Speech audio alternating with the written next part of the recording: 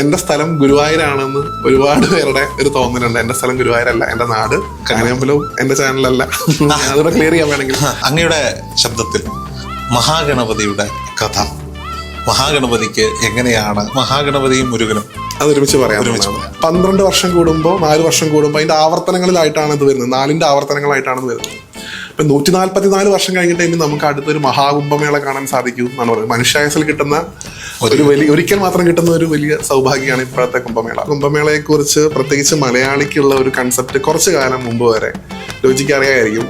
അതിനെ കാണേണ്ട രീതിയിലല്ല മലയാളി കണ്ടിരുന്നത് എന്നാണ് എനിക്ക് പൊതുവിൽ തോന്നിയിട്ടുള്ളത്. അപ്പൊ നമുക്ക് ഇതിനെക്കുറിച്ച് പഠിക്കുമ്പോൾ അല്ലെങ്കിൽ അറിയാൻ വേണ്ടി ഒരു ചെറിയ വിദ്യാർത്ഥി എന്നുള്ള രീതിയിൽ ശ്രമിക്കുന്ന സമയത്ത് ഇവിടെ കുറെ ആളുകൾ ന്യൂഡായിട്ട് വന്ന് ഇല്ല, അവരധികം റെസ്പെക്റ്റോട് കൂടി അതിന്റെ കൾച്ചർ മനസ്സിലാക്കിയിട്ടാണ് അവർ സംസാരിക്കുന്നത്. നമുക്കാണ് കുറെ ആളുകൾ എന്തൊക്കെയോ വന്ന് കാണിക്കുന്നു എന്നുള്ള ധാരണ. ഇപ്പൊ അത് മാറി വരുന്നു എന്നുള്ളത് വലിയ സന്തോഷമുള്ള കാര്യമാണ്. ദേവന്മാർക്കൊരു ശാപം ലഭിക്കുന്നു. ആ ശാപത്തിൽ പറയുന്നത് നിങ്ങൾ ജരാനരകൾ ബാധിക്കട്ടെ എന്നുള്ളതാണ്. അതിന്റെ ഒരു ഇന്റർപ്രിട്ടേഷനാണ് നമ്മൾ സത്യം പറഞ്ഞ ഈ മോഹിനി അവതാരവും അയ്യപ്പസ്വാമിയുടെ ജന്മൊക്കെ ഭാരതീയത്തിന്റെ കൾച്ചറിൽ ഒന്ന് കേരളീയ കൾച്ചറിലേക്ക് തിരിച്ചു വരുന്നു.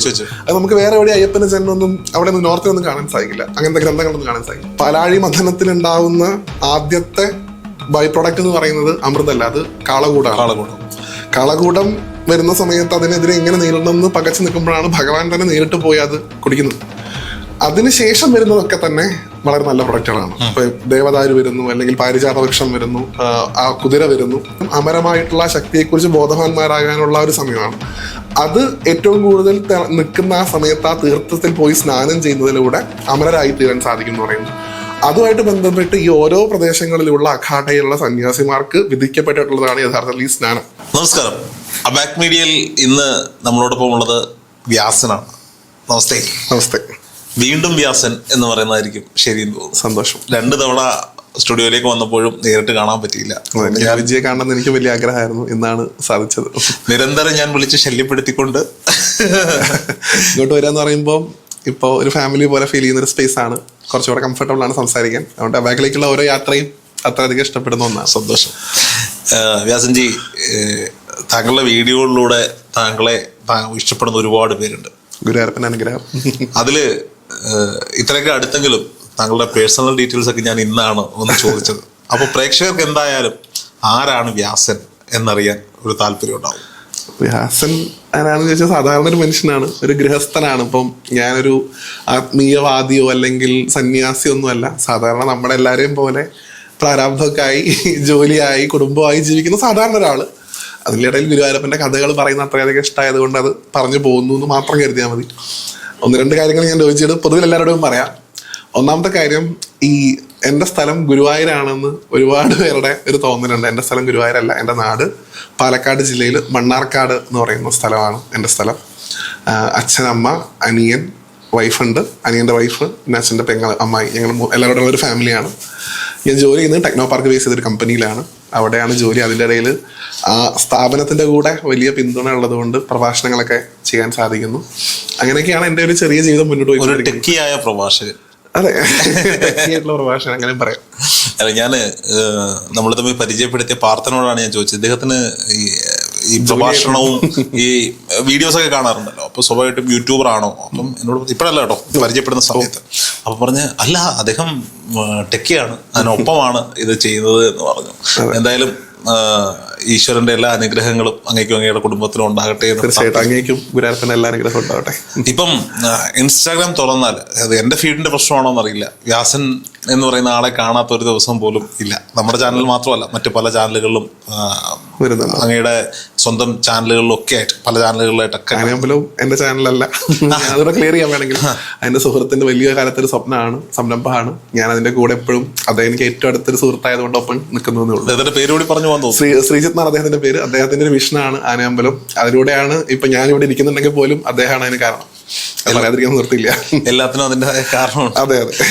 അത് നോക്കൂ, ഈ വാർത്തകളൊക്കെ ചെയ്തുകൊണ്ടിരുന്ന ഓൺലൈൻ വാർത്താ ചാനലുകളിൽ ജോലി ചെയ്തുകൊണ്ടിരുന്ന ഞാൻ ഒരു എന്റർടൈൻമെന്റ് ചാനൽ തുടങ്ങണം എന്ന പേരിലാണ് ഈ അബാക് മീഡിയ തുടങ്ങിയത്. പക്ഷെ അതൊരു സമയത്ത് അതിന്റെ കണ്ടന്റുകൾ ഒഴുകി. ശില്പ അത് താങ്കളോട് ചോദിക്കുന്ന ഒരു വീഡിയോ ഞാൻ തന്നെ കണ്ടിട്ടുണ്ടായിരുന്നു, എങ്ങനെ അബാക് ഇങ്ങനെ സ്വിച്ച് ചെയ്തു എന്നുള്ളത്.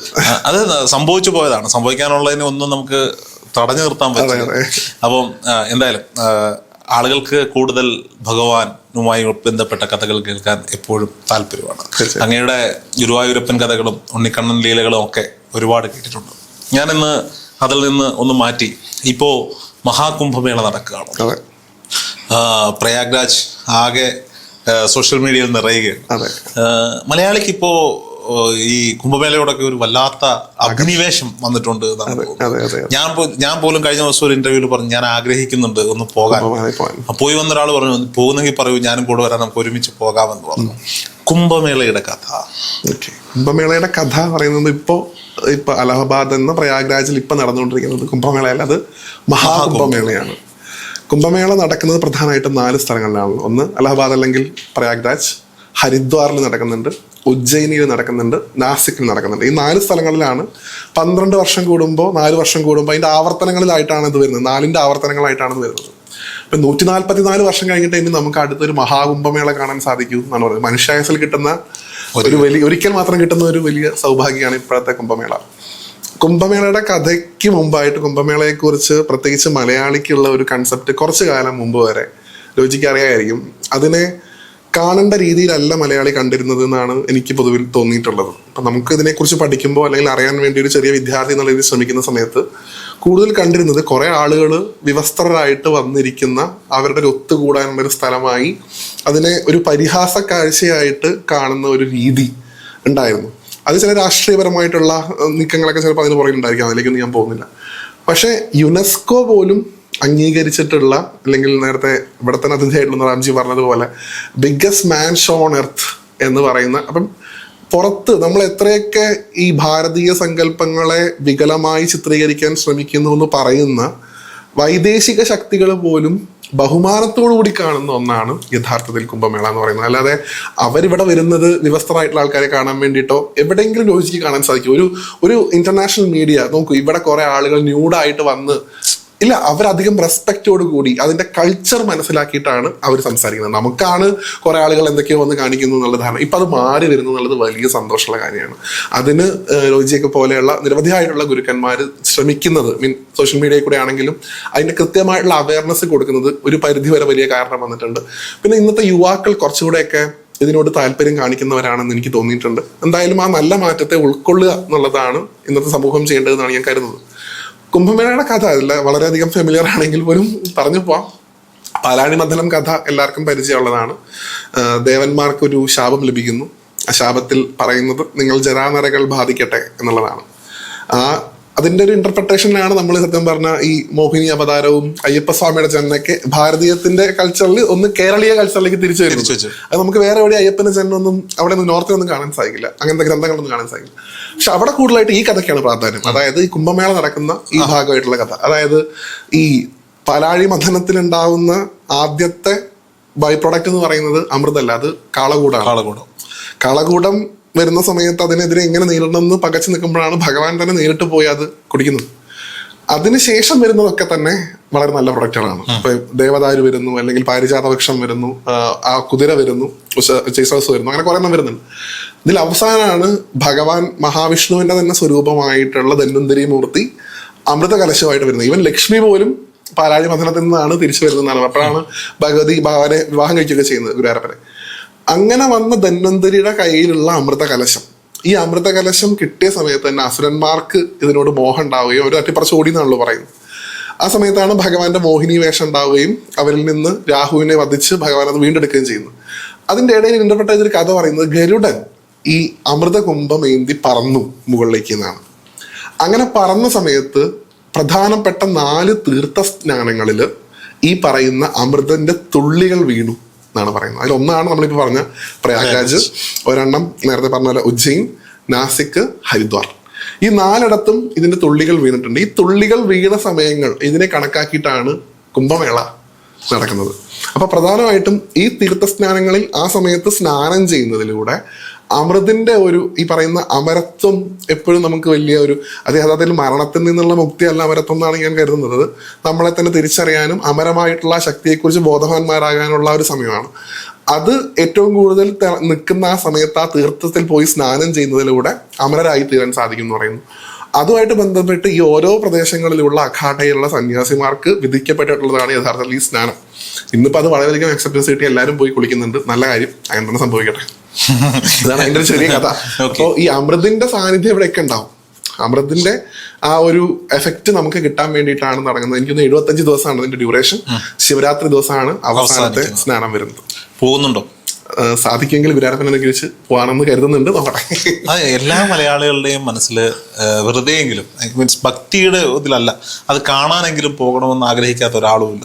കഴിഞ്ഞ ദിവസം ഞാൻ ഈ ഓഫീസിൽ നിന്നുകൊണ്ട് വെറുതെ പറഞ്ഞു ഒന്ന് കുംഭമേളയ്ക്ക് പോകണം. അപ്പോൾ എല്ലാവരും എന്നെ ഇങ്ങനെ നോക്കിയിട്ട് ഇനി ലീവ് തരുമെന്നറിയ ഞങ്ങളും വരുന്നുണ്ട് എന്നൊറ്റ ശ്വാസത്തിൽ എല്ലാവരും പറഞ്ഞു എന്നുള്ളതാണ്. ഓക്കെ, എന്തായാലും കുംഭമേളയിൽ പോകുന്ന എല്ലാവർക്കും അതിൻ്റെതായ അനുഗ്രഹങ്ങൾ ലഭിക്കട്ടെ എന്ന്. അനുഗ്രഹം എന്നുള്ളതിന് മാത്രമായിട്ട് അതൊരു ഡൈവേഴ്സിറ്റിയുടെ ഒരു ആഘോഷമാണ് എന്നാണ് നമ്മൾ കരുതുന്നത്. നോക്കൂ, ഇപ്പൊ ഈ കേരളത്തിൽ ഇത്രയധികം ഈ പറയുന്ന ജാതി അല്ലെങ്കിൽ എല്ലാവരും ഒരുമിച്ച് നിൽക്കുന്നതിലൊക്കെയുള്ള പ്രയാസങ്ങൾ നേരിടുമ്പോൾ അവിടെ ഒരു ഭാഗത്ത് നിരവധിയായിട്ടുള്ള മനുഷ്യർ ഒത്തുകൂടുകയും ഒരുമിച്ച് കുളിക്കുകയും ചെയ്യുന്നതിനൊന്നും അവർക്ക് യാതൊരു തടസ്സവും അക്കാലത്ത് എത്രയോ നൂറ്റാണ്ടുകൾക്ക് മുമ്പുള്ളതാണ്. അത് സന്യാസിമാരാവുന്നവർക്ക് ബ്രാഹ്മണർ മാത്രമല്ല സന്യാസികളാവുന്നത്, എല്ലാ വിഭാഗത്തിൽപ്പെട്ട ആളുകളും സന്യാസികളായിട്ട് മാറുന്നത്. ഇപ്പൊ അഘോരികളെയൊക്കെ ഇന്നത്തെ മോഡേൺ ബ്രാഹ്മണിസം എത്രത്തോളം അക്സെപ്റ്റ് ചെയ്യുന്നത് പോലും നമുക്ക് പറയാൻ സാധിക്കില്ല. അവരൊക്കെ വരുന്നുണ്ട്. അപ്പോൾ ഇതിന്റെയൊക്കെ ഒരു ഡൈവേഴ്സിറ്റിയുടെ ഒരു ഉത്സവമാണ് നടക്കുന്നത്. എന്നെ കുറിച്ചുള്ള ഏറ്റവും കൂടുതൽ ആക്ഷേപം കയറി ഇടപെടുമെന്നുള്ളതാണ്. കഴിഞ്ഞ ദിവസം തൃശ്ശൂരുള്ള ഒരു കൃഷ്ണകുമാരേട്ടൻ വിളിച്ചു. സ്ഥിരമായി നമ്മുടെ ചാനൽ കാണുകയും നമുക്ക് ചില കണ്ടന്റുകളൊക്കെ സജസ്റ്റ് ചെയ്യുന്നതാണ്. കൃഷ്ണകുമാരേട്ടൻ ഭയങ്കര സന്തോഷത്തിൽ പറഞ്ഞത്, ഞാൻ കുംഭമേളയ്ക്ക് പോയി, മഹാകുംഭമേള കാണാൻ പോയി, അഘോരിമാരോടൊപ്പമാണ് പോയത്. അവരോടൊപ്പം വേഷം ധരിച്ച്, അവരുടെ ഇതുപോലുള്ള വേഷം ധരിച്ച് ഭസ്മമൊക്കെ ചാർത്തി അവർ കർമ്മങ്ങളൊക്കെ പറഞ്ഞു. ഭയങ്കര അനുഭവമാണ്. അവര് ഒരു ദിവസത്തേക്ക് കുംഭമേളയ്ക്ക് ശേഷം എന്തോ കേരളം കാണാൻ വരുന്നു, കേരളത്തിൽ എവിടെയോ വരുന്നുണ്ട്, വരുമ്പോൾ പറ്റിയാൽ ചോദിച്ചു നോക്കാം, നമുക്ക് ഇരിക്കാം എന്ന് പറഞ്ഞിട്ട് ആ ഭാഗ്യം ലഭിക്കട്ടെ എന്ന് ആഗ്രഹിക്കുന്നുണ്ട്. ഓക്കെ, കഴിഞ്ഞ എപ്പിസോഡുകളിൽ വന്ന ഒരു കമന്റാണ്. അപ്പോൾ പ്രേക്ഷകരുടെ അഭിപ്രായങ്ങളെ മാനിക്കാതെ പോകാൻ പറ്റില്ല.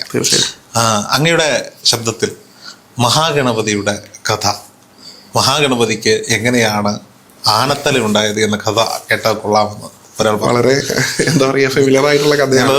എളുപ്പത്തിന് വേണ്ടി മഹാഗണപതിയും മുരുകനും അത് ഒരുമിച്ച് പറയാം.